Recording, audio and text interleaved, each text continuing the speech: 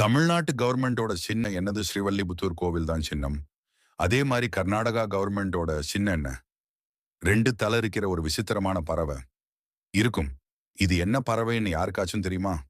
புராண கதை தான் இப்ப நான் சொல்ல போறேன். நரசிம்ம அவதாரம் எல்லாருக்கும் தெரியும். ஹிரண்யகசப்பு கொன்று பின்னாடி விஷ்ணு அவதாரமான நரசிம்மத்துக்கு உக்கிரம் குறையவே இல்ல. அந்த உக்கிரம் ஏழேழு உலகத்திலையும் எல்லாரையும் பதற வைக்க பயந்து தேவர்கள் சிவனை அணுக, சிவன் சரபேஸ்வரர் மாதிரி நரசிம்மரை கட்டுப்படுத்த பார்த்தாரு. நரசிம்மர் கோபம் குறையவே இல்ல.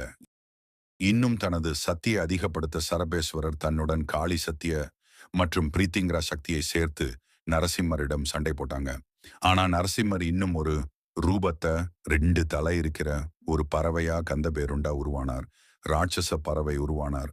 அந்த பறவை ஒரு கால்ல 10,000 யானையை தூக்கிட்டு போற வலிமை கொண்டது. சண்டை பயங்கரமா போகுது சரபேஸ்வருக்கும். 2 தலை பறவை கந்தபேருண்டா. இதுல சரபேஸ்வர் அடக்கிய கந்தபேருண்டா பறவையோட உக்கிரம் குறையாமல் பார்த்து பயந்த தேவர்கள் சக்தி ரூபமான பராசக்தி உதவி கேட்க, பராசக்தி பிரீத்திங்கரா இருந்த அம்மன் அதர்வன பிரீத்திங்கரா தேவி மாறி நரசிம்மர் கந்தபேருண்டா முழுங்கிட்டாங்க. இந்த அளவுக்கு சக்தி அதர்வன பிரித்திங்கரா தேவிக்கு.